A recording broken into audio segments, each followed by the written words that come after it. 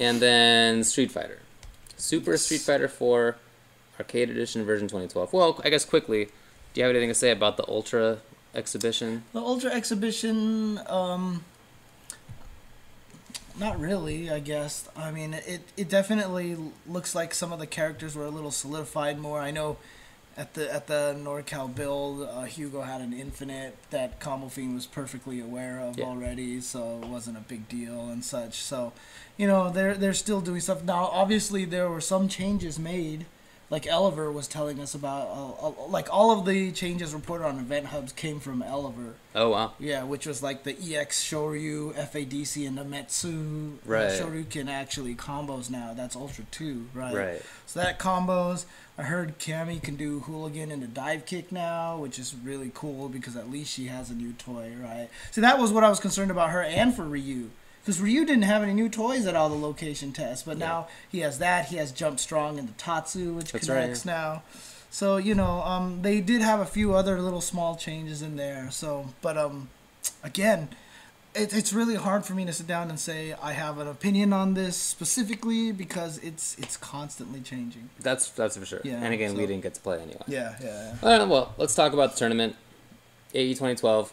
First place, Sako with Evil Ryu, then Shen with Gen, Fudo with Faye, Haitani with Makoto, Tokido with Akuma, Gact with Faye, Chris G with Sakura, and Alyun with Cammy. Yes. That was the rundown. Let's talk about it, though, starting at the first round. So Chris G played against Sako. I bet on Chris.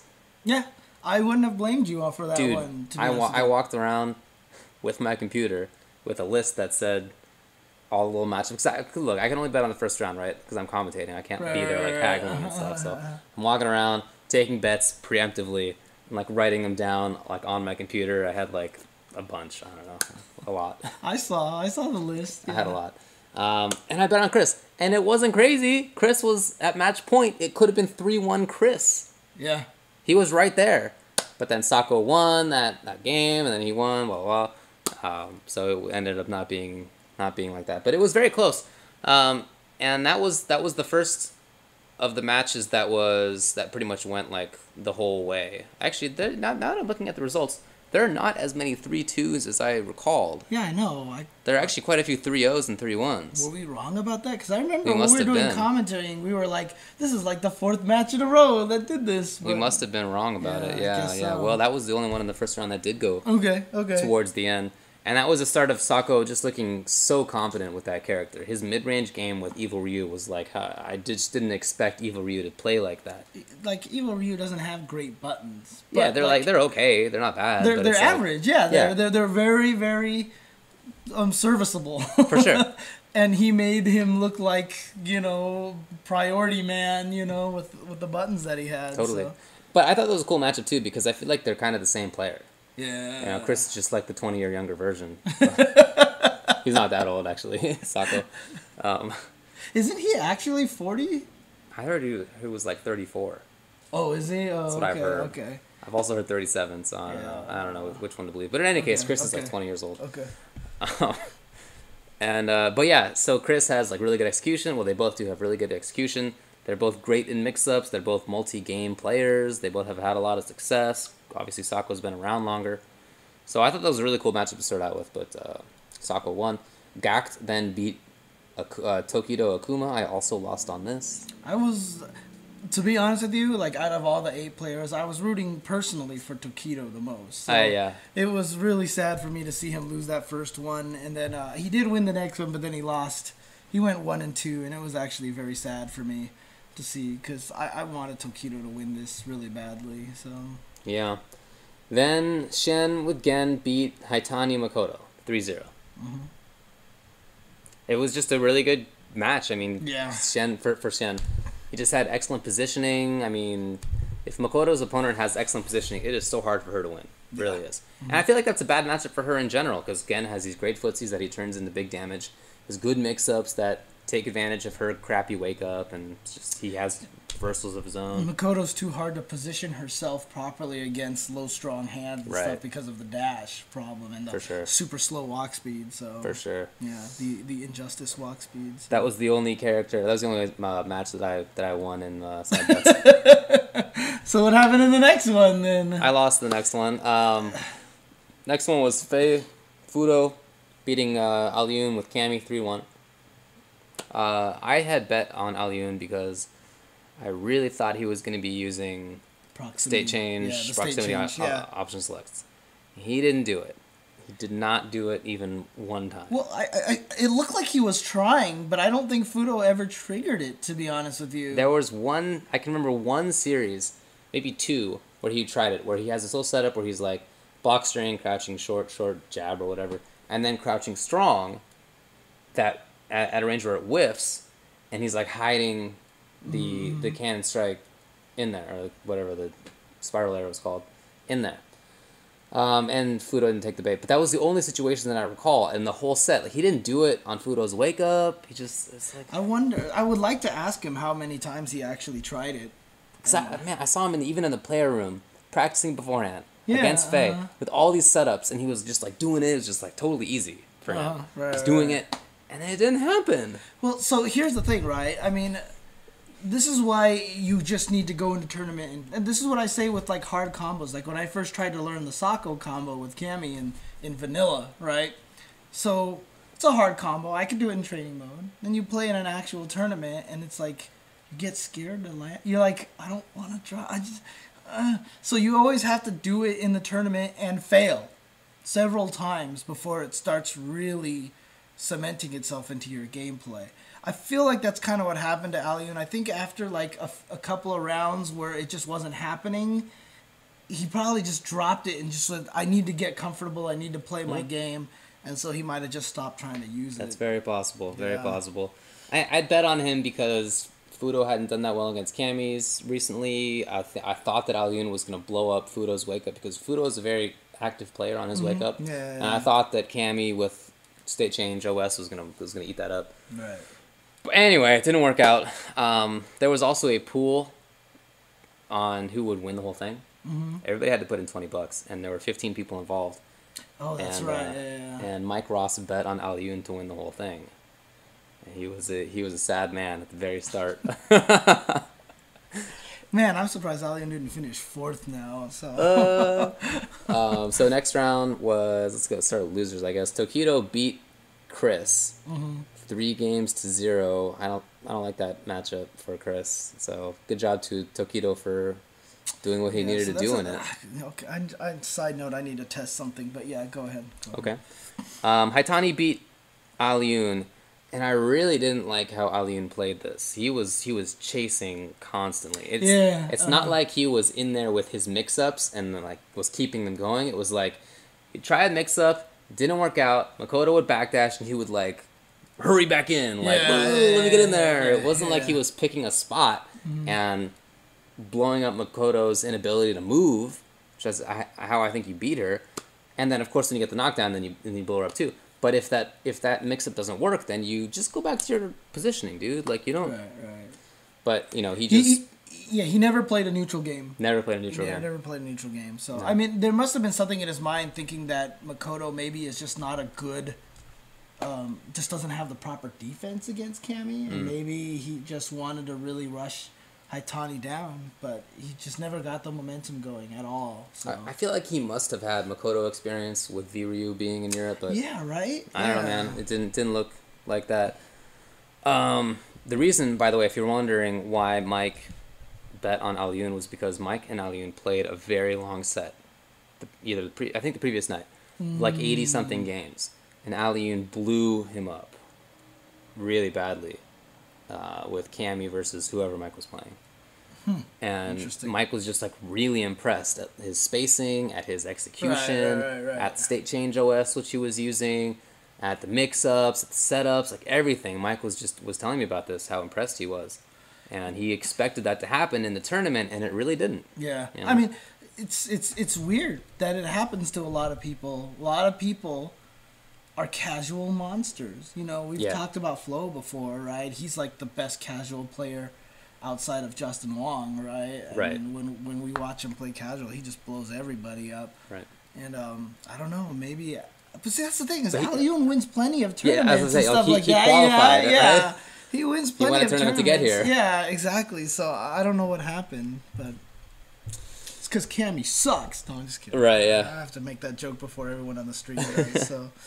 Sako then beat Gak. This is winner's side now. 3-1, and man, his play against Faye, again, the way he used his pokes in his neutral game against Faye, right? because I feel like Faye beats Ryu, and I like Ryu's mid-range options better than I like Evil Ryu's.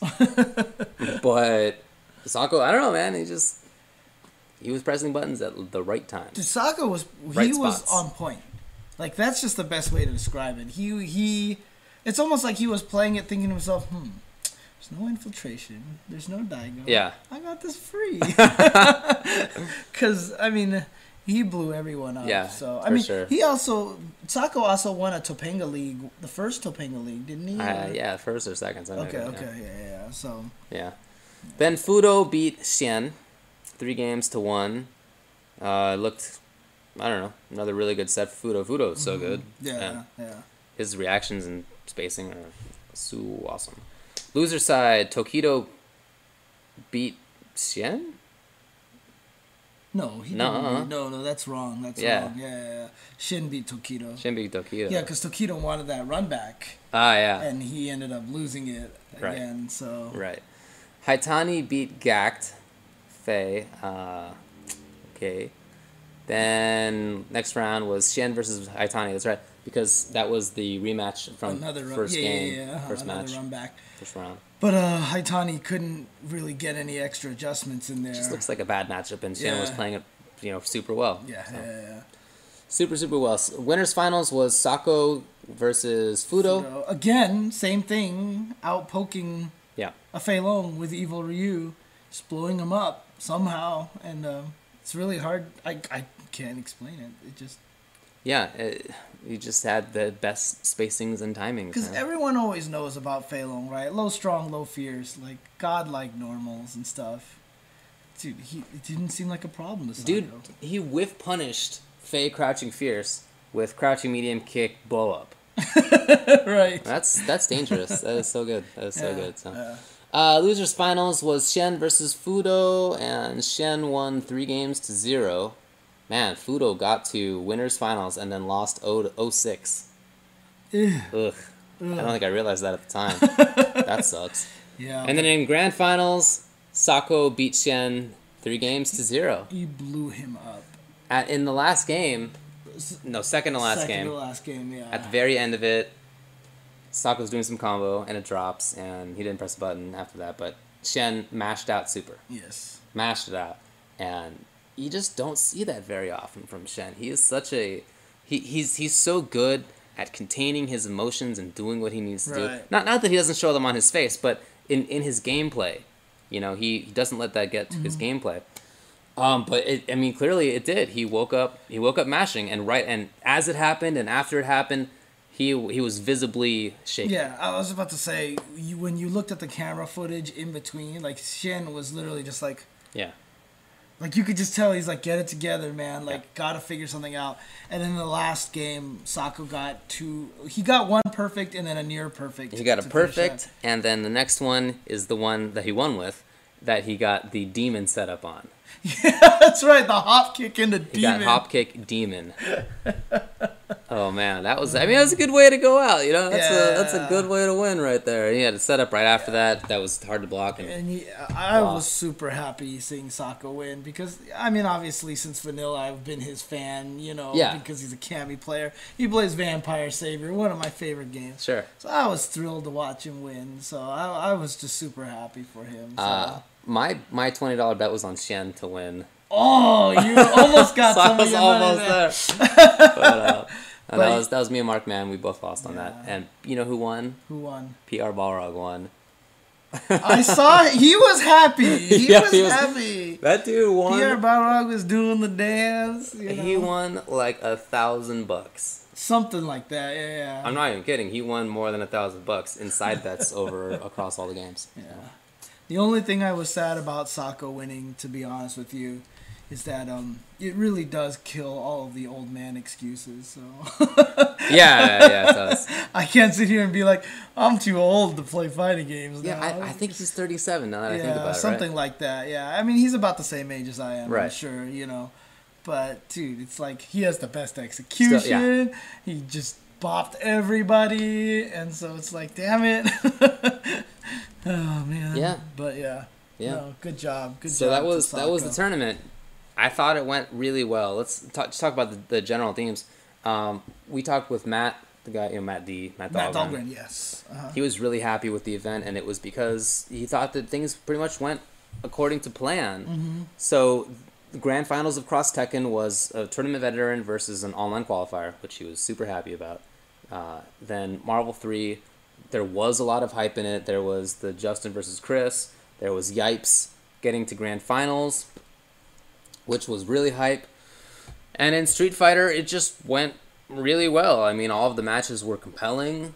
Yeah. Player 1, who played really well, had an interesting character, and people were really behind. He was a crowd favorite, for sure, the whole way. So from Capcom's perspective, and I agree with it, it went really well. Yeah, yeah. Yeah, I mean, I hope, like I said, one of the things that I kept saying to myself is I really, really hope Capcom Japan was watching very carefully. And, you know, Ono was there, like we said, and shout-outs to Ono for... Apparently he watches UltraChenTV, or at least somebody who feeds him his line does. Yeah, he's probably, like, in this chat right now. Yeah. Ono's probably in here somewhere, like, right now. He's laughing and flashing his little Blanca at the monitor or something. Dude, he did that to us. He took a picture of us with the Blanca. Yeah, he did.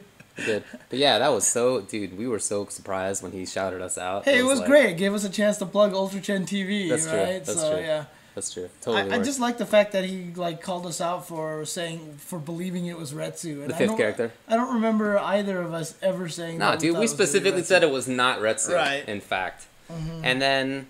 well, I guess just before we go to break, we'll talk quickly about the announcement that Ultra Street Fighter 4, yeah. which was not the fifth character. Right. It was more just some of the new modes. So, you know, one of the new modes was a cooler team, online team 3v3 tournament thing. So, like, when the person wins, they don't get their health back. They stay lower health, so it's more KOF style. Right. And then the really cool thing was that, like in Cross Tekken, they're implementing an online training mode, which is really sick. Yeah, I'm looking forward to that. That's going to be really, really helpful. And it's just going to be great for people learning the game. Mm-hmm, mm-hmm. You know, let's play online. We can't gather together, so let's just play training mode with endless health and just play. Totally. Know? Yeah. Yeah, I was happy to hear about that. I was, again, kind of sad that it wasn't the fifth character because I just really expected it to be, honestly. And now I don't know when it's coming up. Like, there's no obvious announcement time. Right. It's funny, too, because I talked to Matt, right? And I was like, are you announcing the fifth character today? He's like, no, but I'm going to just say it right away. So, because when he walked right up, he was like, I'm not announcing the fifth character, and everyone booed him right away. Yeah. So, you know, poor guy. And then Ono booed him, basically. Yeah, I know, right? Ono totally attacked him. Yeah. But, I mean, he did it jokingly, and I think people seem to get the joke. Yeah, no, it was really funny. I mean, obviously, Ono revealed that is going to be a female character, which narrows the field down heavily, right? Because, I mean, there's not that many random female characters in... So a lot of people are speculating like it's going to be one of the dolls. Right, exactly. I keep saying that if they're waiting this long, I just want Hager's daughter, Jessica, and I want her to spinning pile driver people. That would just be like the coolest thing so ever. Many grapplers. Like, yeah, that would be cool. But it would be cool because like she'd be like this chick, in a dress or whatever, and just boom, spinning pile drive you. I've always wanted to. Like, I've always been confused by the fact that there are so few female grappler characters. Yeah. Like, the closest is like Makoto, but like Armika's the closest. Oh yeah, Armika's for sure the closest. Actually, well, that's just in Capcom games because in SNK games there are totally female. Oh yeah. But that's why Armika's always been. That's why I have such a fondness for her because she is a female grappler. You know what I mean? And we've talked about this in the past. I like fighters based on real things. Yeah. So Mika's at least based on something. So that's true. So that's the announcement. And now it's Capcom Cup. it was cool. Yeah. Had fun. Hope it happens next year. Amazing event. I mean, yeah. Okay. Alrighty, let's take a break. We'll be back with more in just a bit. All right. Peace out.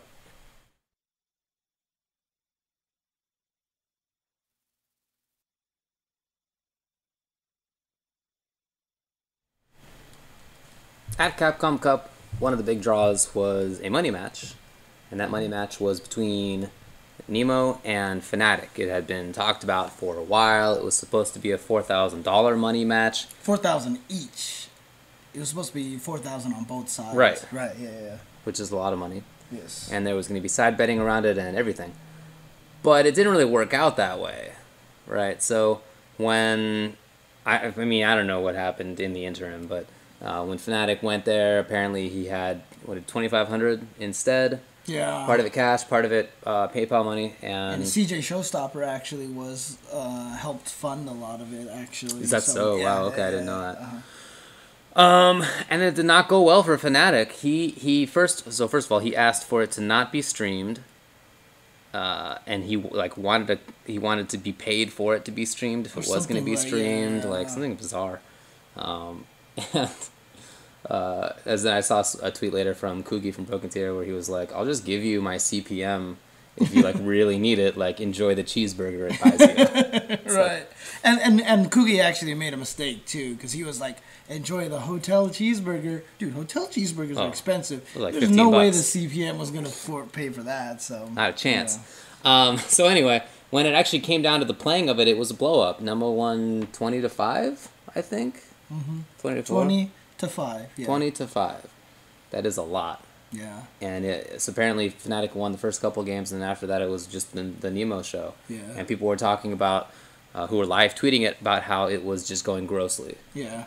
Even very one-sided. Knives tried to do a run back. All these other people, they all moved to the Broken Tier room afterwards and started doing smaller money matches there. And every single one of them lost to Nemo. And Kim 1234 Ohio 1234, tweeted. He was just like, I really don't understand why people are money matching Nemo. This guy is amazing at every fighting game. Like, if you play him in any other fighting game, you will stand no chance, right? It's not like he's just like some scrub who just got good at, no, this guy is legit. Long time. So, yeah. Well, the night before Capcom Cup, he played some people and he beat them, and then they talked about it, and then they beat him. Yeah. So it's not like he's untouchable. Mm-hmm. The thing was, the Fanatiq, look, he was a really good player. And then he didn't play for like a year and a half. Or he was playing League of Legends and other stuff. And he came back kind of recently, like a month ago-ish. And I don't know, man. He thought that he could beat Nemo, who'd been playing seriously this whole time. And it's really good. And people go there and they say he's really good. I don't know what he was thinking. Yeah. I really don't. I think it's very confusing. And I don't know what you can speculate about it, but it was just a really confusing move, I thought. Especially to not have... I mean, to put it at $4,000 is so much money. Like, I don't understand it. I feel like if you're going to put up $4K, you have to be super confident. Mm-hmm. If you're going to put up $1,000, you got to be super confident. But $4K? Well, he honestly thought he could get himself back into playing shape in a month. Maybe he just didn't play as much as he thought he was going to, or maybe he just, after a month, was like, wait a second, I'm not quite there yet, so... I really don't understand. Yeah. So, anyway, it didn't go well for Fanatiq. As you said, some people tried to money match Nemo after that. None of them did very well. Mm-hmm. We were in the Broken Tier room towards the end of it, and dude was just kind of dicking around.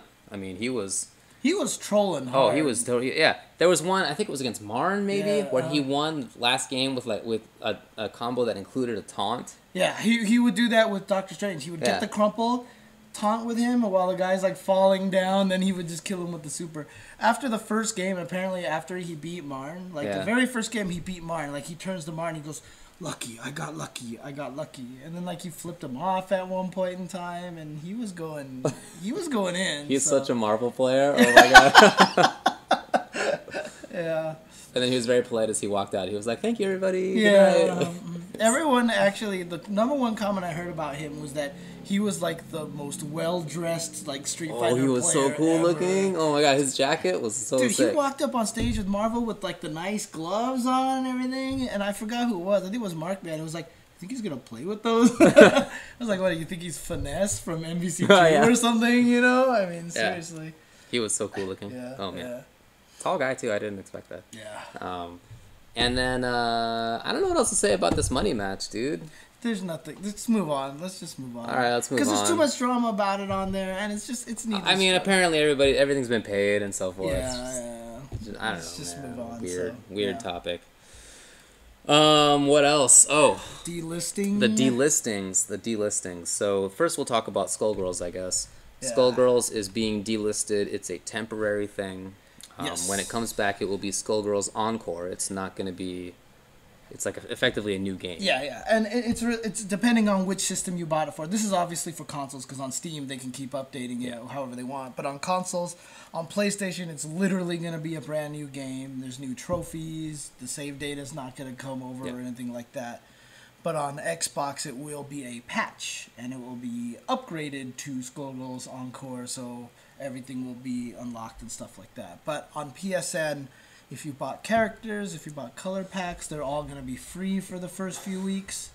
And not only that, but the game is going to be free to you. So if you had bought Skullgirls, you're supposed to be able to get Skullgirls Encore for free, even though it's a brand new game. So they have gone, like, they have basically tripped over themselves and, like, done everything possible to make this transition as smooth as possible. So, I mean, I want to give a shout-outs to Lab Zero Games and the Skullgirls crew because they are going the extra mile for the people, for the fans of the game and such. So, good job to them. They ran into just a lot of unfortunate stuff. Yeah. License-wise, publisher-wise. A lot of just unfortunate things happened. They put up an article on labzerogames.com where if you haven't been following it, you can follow it. And there's the little rundown at the bottom where they say previously on Skullgirls, and then it's like all of the stuff that happened. And it's a lot of unfortunate stuff. But the ultimate result is that there will be Skullgirls. It's not going away. It's going to be a temporary thing. So ultimately it should be okay. Well, okay is, whatever. You'll be able to play it. You'll be able to buy it still. Speaking put it like of that. ultimately. Yes. Different story for Marvel 2 and Marvel 3. They are being delisted. It sounds like they're permanently delisted. The DLC is already done. It was today, I think, was the last they're gone? day, right? Well, I think today was the last day. No, I'm sorry. It's the 26th. Yeah. I was about to say, Yeah, no, I just got the date wrong. 26th. And then it's done. Then there's like, no, you can't buy the DLC anymore. I mean, literally now. But it was the sale that ended, maybe? I don't know. I don't know. Anyway, you can still buy them. Yeah, because the game was $5.09. The DLC was $1.24. You could buy pretty much the entire game for less than $8. So, if it's something that you have thought about getting, like, now is the time to do it. I even bought the $5 game. Yeah. I own the freaking disc. It's right here. It's right here. Okay. But the thing about it is, like, every time, because I play this a lot, I go into training mode all the time for this game, and there's always like 17 other games in my Xbox M5. I was just like, you know what? I'm just gonna buy the digital ones, $5. Okay. And so now I never have to worry about that. So okay, that makes sense. That makes sense. And now you're just tossing your disc around all willy-nilly. Pretty much. Probably hear that at home. Yeah, I know. So anyway, the DLC is going away, but also the games themselves are. And not only MVC3, but MVC2 is going away, also, which is weird. That was the weird one to me. Yeah. Because Marvel Origins is not going anywhere. Right. Marvel Origins apparently is still going to be for sale. Yeah, I mean, that's not being delisted, right? As far as I know, it's not being delisted. I don't know. So it's a very weird situation. So all you can do is speculate because we don't know what's going on. My best guess is that it's a licensing issue, not the only possibility. It could be, rather than the end of a license, maybe there's just a licensing snafu right now. Who knows? Or maybe there's some issue between Capcom and Microsoft and Sony. But that doesn't seem as likely to me as that the license is ending. Well, so not to scare everybody, but obviously Marvel is owned by Disney. Marvel was already a stick in the mud when it came to copyrights, right? You're not going to get any more stick in the mudish than Disney. Disney, the company that sent the cease and desist letter to the daycares in Florida for having having Disney characters on the wall in Florida. It was an orphanage, wasn't it? Nah, it was a daycare. It was a daycare? Oh, it's just a few bad, daycares. Dude. It's just bad. It's just... So, look, I mean, look. That was 20 years ago, to be fair. Is there... I mean, I don't want to scare people, but does this mean that they may try to prevent us from streaming Marvel tournaments and stuff? Let's not go there that fast. So just to talk about the legalities of it, if it is a license that's ending, Capcom might have gotten the license from Marvel to sell and to show representations of Marvel's characters as they appear in the game. Okay, that's something that Marvel would normally have complete control over. Those characters are copyrighted and trademarked, but they can license that to Capcom for a period of time. And during that time, Capcom has been selling the game, and they've been showing. I mean, we just had Capcom Cup this weekend. Right. Capcom was showing the game, so everything seemed to be fine. But if that is what is ending, then Capcom obviously no longer can sell it, but they also can no longer show it, which means that maybe Capcom Cup in the future may have issues with that. And as for people themselves streaming it or having tournaments and the like, it does mean that if this is what's going on, and I want to keep saying that because we don't know. If this is what's going on, then yeah, there could be issues. So Marvel could stop people from streaming, could stop people from having tournaments. That's always been a possibility, though. Capcom could have done that this whole time. Yeah, that's true. Whatever game company, whatever publisher you like could have shut down whatever video game you like from being streamed and from being on YouTube and from being in tournaments. That's always been a possibility, but it hasn't happened for the most part. Capcom has warmed up to the tournament scene, and now they're holding tournaments. They have been for a year. But and even all the videos on YouTube that have been getting, said, hey, cancel this, and they were like, you know what? If you got one from Capcom, message us and we'll work it out with you. Right. Because it's not to get people straight, it's an algorithm being run on YouTube that they're finding a lot of this stuff. It's automated. It's not actually someone looking at it. So even though the message says a cease and desist from Capcom, it's just because they know the property belongs to Capcom and it's auto-generated. So Right. So Nintendo did this for EVO, if you recall. Before EVO actually started this year, Nintendo said, you can't stream it. No tournaments for this. They shut it down. And there was a huge outcry. Everybody was pissed across the internet, across the gaming internet. And Nintendo backed down. They let us play Smash Brothers at EVO after all. Yep. But that shows the power. They have the ability to shut it down. So certainly it's a possibility for Marvel to do that if they are retained, if the license is reverting to them. Then they can. Will they? I mean, I don't know. Who knows? Yeah. It's just everything is a speculation. I would guess probably not.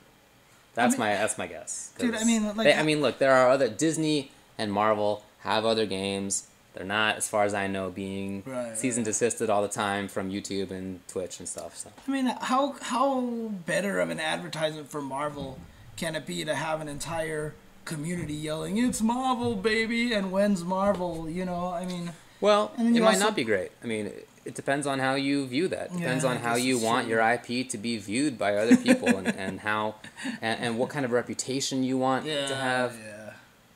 Yeah. All those things. I saw somebody say something on Twitter like, "Is IP really worth more than the community?"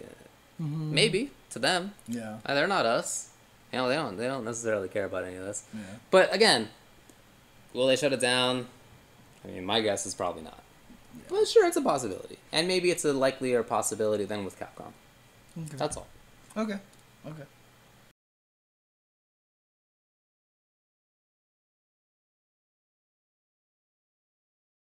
Cool. Is there anything else you want to talk about? I don't think so. Is there nothing else? I feel like there was, and then I didn't write it down, and now I don't remember what it was. Well, in any case, I did want to remind everyone that this will probably be the last Tuesday show of 2013, because the next Tuesday is Christmas Eve. The following Tuesday after that is New Year's Eve, and we'll all probably have plans for those days. Doesn't mean that we're done. I'm going to see if I can try to set up another Almost Adequate Adventures maybe this Monday or something like that. I know you won't be around because you're going to be on vacation, but I'll try to set something up. But outside of that, this will probably be the last Tuesday show, right? And I mean, everybody should be enjoying the holidays right now. Anyhow, there's no fighting game stuff going on, as far as we know. So, yeah. So hopefully, when we're back in 2014 for season 3, we've been doing this for 2 years. Huh? Yeah.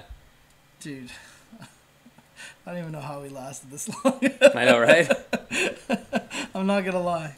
At least there's all the money. Yeah. Oh, the CafeID tournament got announced. Oh yeah, that's totally what it was. That's what I wanted to talk about. Let's. So they here's just a tweet. like a worldwide tournament or something like that, right? That's right. Yeah, there is a major tournament coming up in which KOF, the first place prize is $10,000 US. That's only first place. In Street Fighter 4, the pot total is $5,000. In Marvel 3, the pot total is $5,000. And there are full head-to-head setups. Yes. It is a global tournament. It will be March 29th through 30th. I mean, it sounds awesome. I'm really glad to see that that's happening. Yeah, I wonder how they're gonna set that up, but it's taking place in Korea, right? Yeah, it's taking place in Korea. Yeah, so it's gonna be awesome stuff. I hope that's a recurring thing, because it would just be really cool to have another country where there's another regular major. Yeah. Another regular huge major in this kind of vein. Yeah, absolutely. So. Yeah, definitely keep an eye out. What's there? It's Team CafeID on Twitter, right? Yeah. So at Team CafeID, no underscores. Follow them on Twitter so that you can keep up with the announcements on this tournament, because it sounds like it's going to be pretty big. Well, I'm sure we'll be talking about it in the future in 2014 before it comes up. For sure. Yeah, hopefully when 2014 comes out, the banners down here will be HD. We'll probably try to do stuff. I mean, I don't want to promise anything. We might even be in a new set location. I don't know. We'll see how soon I can get my work done on these stupid extra rooms and stuff like that. So.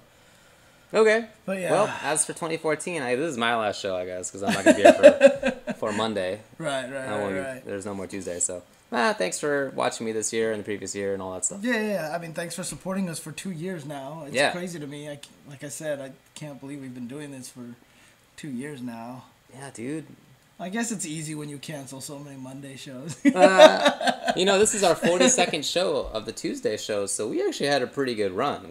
We've had done 42 out of 50 weeks so far. Oh yeah, huh? So we've only pretty good number. I can't even remember skipping any of the Tuesday shows, to be honest with you. I guess it happened at some point. Okay. Yeah. All right. Cool. All right. Well, I'll see you next year. James might be on next Monday. Yeah. We'll see. We'll be tweeting about that. If it doesn't happen, if it does, regardless, happy holidays, everyone. Happy New Year. And keep playing those fighting games. All vacation long. So, yeah. What? Nice. Too cheesy nice for you. Out. Too cheesy for you. I'm sorry. Okay. Thank you for watching us. Bye. All right. Let's sign out. Go check out the show that sucks. It's starting right about now. Twitch.tv/iplaywinner. See you next year. Peace out.